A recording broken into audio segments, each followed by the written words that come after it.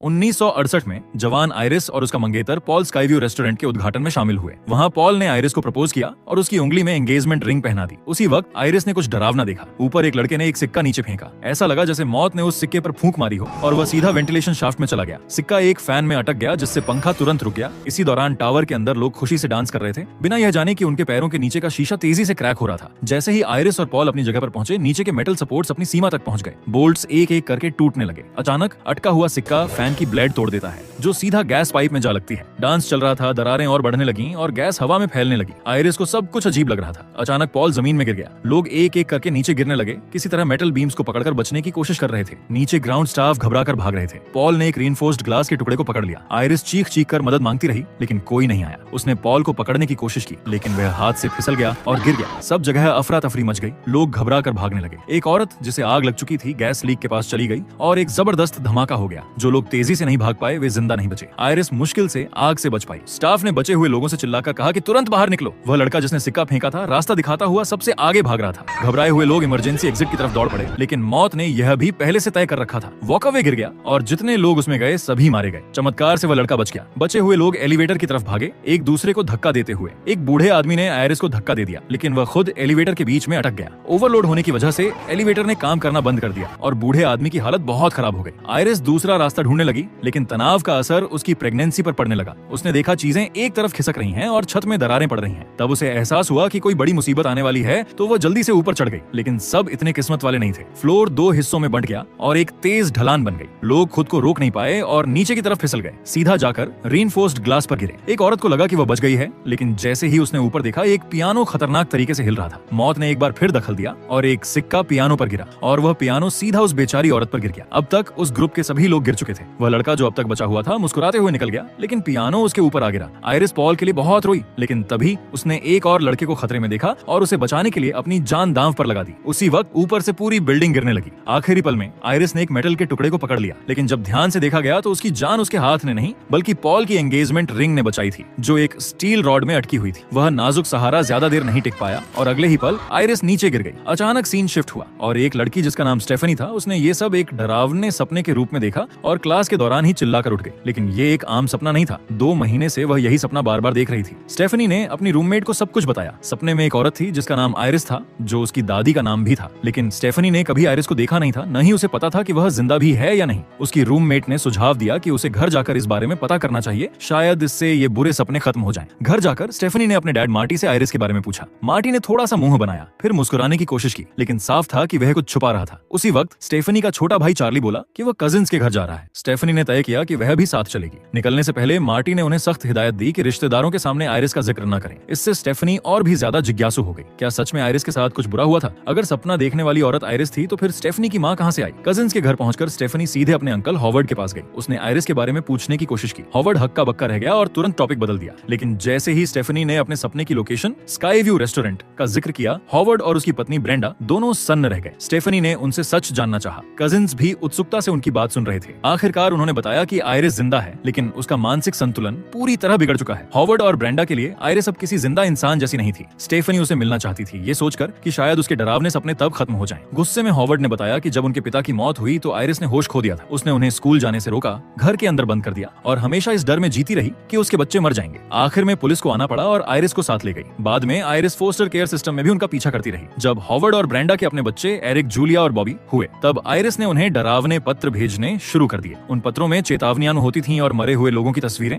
आखिरकार उन्होंने अपना घर बदल लिया और आयरिस से सारा संपर्क तोड़ दिया। स्टेफनी ने उन पत्रों को देखने की गुजारिश की, लेकिन हॉवर्ड और ब्रेंडा ने साफ मना कर दिया। बहुत मनाने के बाद ब्रेंडा ने चुपके से बताया कि वे पत्र कहाँ छुपाए गए हैं। स्टेफनी ने जाकर वे पत्र ढूंढे और जो उसने देखा वो देखकर उसके होश उड़ गए। जो औरत तस्वीरों में थी, वह सपने वाली औरत से बिल्कुल मिलती थी। इसका मतलब था कि स्टेफनी के सपने शायद सच थे। सच का पता लगाने के लिए स्टेफनी ने अकेले गाड़ी चलाकर आयरिस को ढूंढने का फैसला किया। पता फॉलो करते हुए वह एक सुनसान पहाड़ी इलाके में पहुंची। दरवाजे के इंटरकॉम से उसने आयरिस से बात की। आयरिस ने उसे तुरंत वहां से चले जाने को कहा, लेकिन जब स्टेफनी ने बताया कि वह उसकी पोती है, तो आयरिस ने कहा कि अंदर आने से पहले अपनी सारी जेबें खाली कर दें। जैसे ही भारी दरवाजा खुला, स्टेफनी ध्यान से अंदर चली गई। घर में हर जगह अजीबोगरीब रुकावटें थी। छत तक में कांटे लगे हुए थे। आयरिस ने बताया कि यह सब उसने अदृश्य खतरों से बचने के लिए लगाया है। स्टेफनी धीरे धीरे आगे बढ़ी और आयरिस ने घबराकर कहा कि जल्दी से दरवाजा बंद करो। अचानक बाहर एक फायर एक्सटिंग्विशर गिरा। आयरिस ने चेतावनी दी कि किसी भी चीज को हाथ मत लगाना, सब कुछ एक जानलेवा झाल हो सकता है। जब उसने अपनी पोती पोती को देखा तो उसके चेहरे पर एक नर्म मुस्कान थी। उसने डार्लिन के बारे में पूछा। स्टेफनी ने बताया कि वह 10 साल की उम्र में ही अपनी माँ से अलग हो गई थी और अब उसे उसके बारे में कुछ नहीं पता। स्टेफनी ने सपने के बारे में पूछना शुरू किया। आयरिस ने कहा, यह सिर्फ सपना नहीं था, मैंने कभी भविष्य देखा था। उसने बताया कि उस समय वह पॉल के साथ एक ऊंची बिल्डिंग की छत पर थी। एक औरत की हैट उड़ गई थी और एक लड़का सिक्का फेंकते हुए दिखा। सिक्योरिटी ने उसे रोका, लेकिन लड़का जिद पर अड़ा रहा। पॉल उसे प्रपोज करने ही वाला था कि आयरिस ने अचानक चेतावनी दी, ये बिल्डिंग गिरने वाली है और सब मर जाएंगे। पॉल कुछ समझ नहीं पाया, लेकिन आयरिस ने लड़के के हाथ से सिक्का छीन लिया। वो नीचे भागी जहाँ एक गमले में आग लगी हुई थी और लोग डांस कर रहे थे। उसने माइक उठाया और सबसे कहा कि नीचे जमीन को देखें। कुछ लोग उसे रोकने लगे, लेकिन कुछ ने नीचे दरारें देख ली। उस रात उसने बहुत सारी जानें बचाई। बिल्डिंग नहीं गिरी और बाद में वो रेस्टोरेंट हमेशा के लिए बंद हो गया, लेकिन मौत अपना प्लान बर्बाद होते नहीं देख सकती थी। सालों बाद वो वापस आई और उन सभी को मार दिया जो उस रात वहाँ थे। पॉल को भी। आयरिस ने सीख लिया था कि मौत का आना कैसे पहचाना जाए। उसने सालों तक दुर्घटनाएं रोकी, लेकिन अब मौत उसके पास तक पहुंच चुकी थी। उसे कैंसर हो गया था। स्टेफनी से बात करते हुए आयरिस का ध्यान हट गया। मौत धीरे धीरे आ रही थी। एक मैग्नीफाइंग ग्लास ने धूप को एक मेटल ट्रे पर रिफ्लेक्ट किया। वहां से किरणें एक रस्सी पर पड़ी और रस्सी से धुआं उठने लगा। आयरिस ने महसूस किया कि कुछ गलत हो रहा है। उसने तुरंत मैग्नीफाइंग ग्लास को हटा दिया। आयरिस ने स्टेफनी से कहा कि वह यहीं रुके, क्योंकि बाहर की दुनिया अब और भी ज्यादा खतरनाक हो चुकी है। वह खुद पिछले 20 सालों से घर से बाहर नहीं गई थी, लेकिन स्टेफनी रुकना नहीं चाहती थी। उसे स्कूल जाना था। आयरिस ने चेतावनी दी, मौत हमारे परिवार के पीछे है, लेकिन स्टेफनी ने इसे सिर्फ एक सपना समझा और इस बात पर यकीन नहीं किया। वह बिना किसी हिचकिचाहट के बाहर निकल गई। आयरिस ने स्टेफनी से दरख्वास्त की कि जाने से पहले वह एक किताब ले जाए। जैसे ही स्टेफनी दरवाजे से निकलने लगी, आयरिस को एक भयानक विजन आया, जिसमें उसने हवा, कंपास और कुछ ट्रिगर ऑब्जेक्ट्स देखे। उसे समझ आ गया कि अगर वह बाहर गई तो उसकी जान चली जाएगी, लेकिन स्टेफनी के लिए उसने अपनी जान की परवाह नहीं की। वह बाहर आई, किताब स्टेफनी के हाथों में दी और कहा, यह किताब हमारे परिवार को बचा सकती है। लेकिन स्टेफनी अब भी उसकी बातों पर यकीन नहीं कर रही थी। तब आयरिस ने कहा, पीछे हटो, मैं साबित करती हूँ कि यह सब सच है। अचानक एक तेज हवा का झोंका आया, कंपास गिरा और फायर एक्सटिंग्विशर से टकरा गया। फायर एक्सटिंग्विशर उड़ा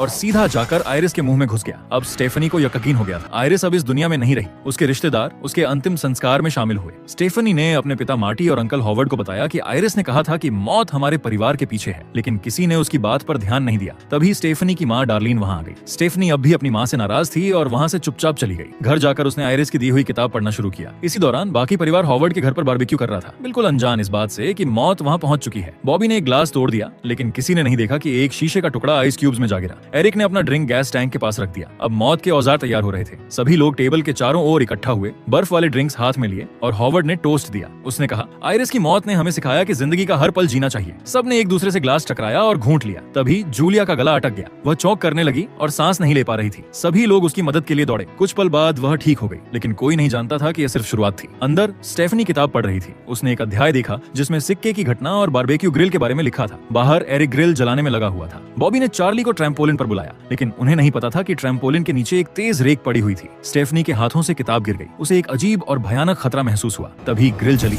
और एक फोटो फ्रेम नीचे गिरकर टूट गया। एक कांच का टुकड़ा जमीन से उछलकर दूर जा गिरा। स्टेफनी को अंदेशा हुआ कि कुछ गलत होने वाला है। उसने हॉवर्ड के घर की ओर दौड़ना शुरू किया और अपने भाई चार्ली को कॉल किया, लेकिन चार्ली ने फोन नहीं उठाया। ट्रैम्पोलिन की सिलाई धीरे धीरे टूट रही थी। हर पल वह टूटने के करीब थी। रास्ते में स्टेफनी ने डेंजर अहेड का साइन देखा, जैसे मौत खुद उसे रोकने की कोशिश कर रही हो। तभी कैमरे ने दिखाया कि कांच का वही टुकड़ा मार्टी की ड्रिंक में गिर चुका था, लेकिन मार्टी ने बस एक छोटी सी चुस्की ली और ग्लास रख दिया। हॉवर्ड ट्रैम्पोलिन पर चढ़ गया। ऊपर की सतह कभी भी गिर सकती थी। तभी डार्लिन की नजर नीचे पड़ी रेक पर पड़ी। उसने घोर से चीख मारी और दौड़कर वह रेक हटाकर एक तरफ रख दी, लेकिन मौत ने अपना प्लान नहीं बदला था। ब्रेंडा ने गलती से एक बोतल गिरा दी, जो जाकर एक मशीन के स्विच से टकरा गई। नीचे की पाइपें हिलने और मुड़ने लगी। पहले वाली रेक धीरे धीरे फिसलती हुई नीचे आ रही थी। जैसे ही स्टेफनी वहां पहुंची, मौत अपना अगला कदम उठाने को तैयार थी। हॉवर्ड ने स्टेफनी का स्वागत करने के लिए उसकी तरफ कदम बढ़ाए। तभी बॉबी का पैर ट्रैम्पोलिन में फंस गया। जूलिया ने पलटकर देखा, जिससे उसके ग्लास से एक टुकड़ा नीचे गिर गया। हॉवर्ड ने उस टुकड़े पर पैर रख दिया और तेज चुभन के साथ उसके पैर में गहरी चोट लग गई। उसी पल वह पहली रेक लॉन मोवर पर गिर गई। मोवर का ब्लेड तुरंत घूमने लगा। हॉवर्ड का संतुलन बिगड़ गया और वह सीधा नीचे गिरा। लॉन मोवर हॉवर्ड की ओर बढ़ा और अगले ही पल उसकी जान ले गया। परिवार ने एक और अंतिम संस्कार में हिस्सा लिया। स्टेफनी तुरंत घर लौट आई और फिर से किताबें पलटनी शुरू की। उसे एक नोट मिला जिसमें लिखा था, जेबी ने किसी ऐसे शख्स को ढूंढ लिया जो जिंदा बच गया था। अब उसने ये विश्लेषण शुरू किया कि अगला कौन हो सकता है। आयरिस और पॉल के बच्चे थे, हॉवर्ड और डार्लिन। हॉवर्ड के बच्चे थे एरिक, जूलिया और बॉबी, और डार्लिन के बच्चे थे स्टेफनी और चार्ली। ये सभी एक ही खून के रिश्ते से जुड़े हुए थे और मौत की इस चेन से बच नहीं सकते थे। स्टेफनी ने सबको ये पैटर्न समझाने की कोशिश की। हर कोई चुपचाप सुनता रहा। सब कुछ उस रेस्टोरेंट की डेथ लिस्ट से जुड़ा था। मौत का सिलसिला ठीक उसी क्रम में चल रहा था जैसा कि आयरिस ने पहले देखा था। असल में उस दिन अगर आयरिस ने समय रहते चेतावनी न दी होती तो सैकड़ों लोगों की जान चली जाती। लेकिन अब मौत वापस लौट आई थी और इस बार एक एक करके सबको अपनी लिस्ट से मिटा रही थी। स्टेफनी ने बताया कि मौत का अपना एक सीक्वेंस होता है। पहले हॉवर्ड के घर वाले गए और अब अगला नंबर उसके अपने परिवार का था। क्योंकि मार्टी और ब्रेंडा खून के रिश्तेदार नहीं थे, इसलिए वो इस चेन का हिस्सा नहीं थे। इसका मतलब था वो सबसे ज्यादा खतरा अब एरिक पर था जो हॉवर्ड का सबसे बड़ा बेटा था, लेकिन किसी ने भी स्टेफनी की बात पर विश्वास नहीं किया। लोग उसे या तो जुनूनी समझने लगे या फिर अभिशप्त। धीरे धीरे सब उससे दूर हो गए। एरिक अपने काम पर चला गया। वहाँ एक घूमता हुआ पंखा गलती से एक लटकती हुई चेन से टकरा गया, जो सीधे जाकर एरिक की नॉज रिंग में फंस गई। जमीन पर पहले से ही डिसइंफेक्टेंट गिरा हुआ था। पंखा घूमता रहा, चेन कसती गई। एरिक अपनी उंगलियों के बल पर खड़ा रहा, बेचैनी से अपना बैलेंस बनाए रखते हुए। तभी उसका हाथ एक लैंप से टकराया और लैंप जैसे ही नीचे गिरा, वो सीधा उस ज्वलनशील डिसइंफेक्टेंट पर गिरा और तुरंत आग लग गई। सब कुछ और भी खतरनाक हो गया था। टेबल का कांच भी टूट चुका था। एरिक दर्द और घबराहट में खुद को बचाने की कोशिश कर रहा था। आखिरी कोशिश में उसने झटके से चेन तोड़ दी। जैसे ही वह नीचे गिरा और ज्यादा डिसइंफेक्टेंट जमीन पर फैल गया और सिर्फ कुछ ही सेकंड्स में पूरी दुकान में जोरदार धमाका हो गया। इसी बीच स्टेफनी की घबराहट और बढ़ गई। एरिक ने पूरी रात उसके किसी भी कॉल का जवाब नहीं दिया था। उसने चार्ली को जगाया और उसके साथ एरिक को ढूंढने निकल पड़ी। रास्ते में उसकी कार का एरिक से टकराव होते होते बचा, लेकिन एक अच्छी खबर मिली। एरिक जिंदा था। उसने जलते हुए लेदर कपड़े उतारकर किसी तरह अपनी जान बचा ली थी। लेकिन इस हादसे के बाद स्टेफनी का यकीन और पक्का हो गया। अब मौत उनका पीछा छोड़ने वाली नहीं थी। एरिक फिर भी उसकी बातों पर भरोसा नहीं कर रहा था। इसलिए स्टेफनी ने फैसला किया कि अब वो हर वक्त एरिक के साथ ही रहेगी, उसकी सुरक्षा के लिए। उसने आयरिस की नोट्स को फॉलो करना शुरू किया ताकि किसी भी जानलेवा चेन रिएक्शन को समय रहते रोका जा सके। एक दिन वो एरिक के साथ ही जा रही थी। रास्ते में एक ट्री ट्रिमर गिरते गिरते एरिक के सिर से टकराने वाला था, लेकिन खुशकिस्मती से ऐसा कुछ नहीं हुआ। तभी उनकी मुलाकात जूलिया से हुई, जो जॉगिंग पर थी। एक गार्बेज ट्रक उनके पास से गुजर रहा था। स्टेफनी ने तुरंत एरिक को चेतावनी दी कि वो ट्रक के पास न जाए, लेकिन एरिक, जो काफी लापरवाह था, वो ट्रक के पास जाकर मजाक करने लगा और अजीब अजीब चेहरे बनाने लगा। जूलिया ने दोनों को नजरअंदाज किया, अपने हेडफोन लगाए और दौड़ती रही। लेकिन किसी ने नहीं सोचा था कि अगला पल इतना खौफनाक होगा। जूलिया को एक फुटबॉल लगी और वो अपना संतुलन खो बैठी। वो सीधा एक गार्बेज कैन में गिर गई। ट्रक के ऑटोमेटिक लिफ्टिंग सिस्टम ने कैन को उठाया और सीधे ट्रक के अंदर डाल दिया। सब लोग हैरान रह गए और ट्रक के पीछे दौड़े, लेकिन ड्राइवर के कानों में भी हेडफोन थे। उसे कुछ सुनाई नहीं दिया। स्टेफनी ट्रक पर चढ़ गई और जूलिया का हाथ पकड़ लिया, लेकिन तब तक बहुत देर हो चुकी थी। कंपैक्टर ने जूलिया को कुचल दिया। तभी पूरे परिवार को एहसास हुआ कि मौत सच में उनका पीछा कर रही है। फिर ब्रेंडा ने एक चौंकाने वाली बात बताई कि एरिक हॉवर्ड का असली बेटा नहीं था, वो तो उसके एक अफेयर का नतीजा था। शायद इसी वजह से एरिक अब तक जिंदा था। इसका मतलब था अगला नंबर हॉवर्ड के छोटे बेटे बॉबी का हो सकता था। स्टेफनी को नोट्स में एक नाम याद आया, विलियम, और डार्लिन उस शख्स को जानती थी। वे लोग उसे ढूंढने के लिए अस्पताल पहुंचे। पता चला विलियम वही लड़का था जिसे आयरिस ने सालों पहले बचाया था। विलियम ने बताया कि मौत को हराने के सिर्फ दो तरीके हैं, या तो किसी और को मार दो और उसकी जगह ले लो, या फिर खुद मरकर वापस लौट आओ। उसने ये भी बताया कि अब वह भी आयरिस की तरह बीमार है और उसका समय भी खत्म हो रहा है। उसने सबको चेतावनी दी कि सब मरेंगे, बिल्कुल उसी क्रम में जैसे सूची में लिखा है। सुनने में डर लगता था, लेकिन सच्चाई उससे कहीं ज्यादा भयावह थी। विलियम ने कहा, मौत के प्लान में ज्यादा दखल मत देना, वरना अंजाम और भी भयानक हो सकता है। जितना समय बचा है उसे संभाल कर जियो। और फिर वह चुपचाप चला गया। एरिक ने सोचा, अगर बॉबी को बचाना है तो मरकर वापस आना ही सबसे आसान रास्ता होगा। उसने सुझाव दिया कि बॉबी कुछ पीनट स्नैक्स खा ले ताकि उसकी एलर्जी एक्टिवेट हो जाए और डॉक्टर उसे मौत के किनारे से वापस ला सके। उन्होंने वेंडिंग मशीन से पीनट्स का पैकेट लिया, लेकिन पीनट्स अंदर अटक गए। गुस्से में आकर एरिक ने कांच तोड़ दिया। दोनों ने मिलकर मशीन उठाई। काफी मेहनत के बाद पीनट्स मिल गए। फिर वे अगले कमरे में गए, लेकिन गलती से MRI स्कैनर एक्टिवेट हो गया। जबरदस्त मैग्नेटिक फोर्स के चलते एरिक का पूरा शरीर मशीन की ओर खींचने लगा और तभी पीछे से एक व्हील चेयर तेज रफ्तार में उड़ती हुई आई, जो सीधे उसे टक्कर मारकर मशीन के अंदर धकेल गई। एरिक MRI मशीन के अंदर कुचल गया।